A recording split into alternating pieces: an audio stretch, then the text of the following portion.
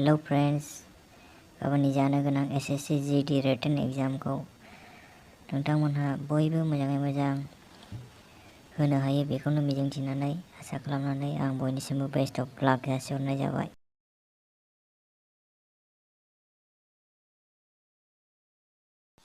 Negative मार्किं भी दङ दे 0.25 negative मार्किंआ।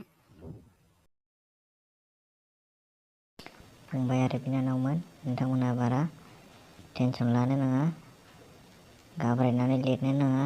जे कुइसनखौ हागौ सिगां बेखौ लिरग्रो, जेखौ हाया बेखौ सबसे उनाव होबानो जाबाय।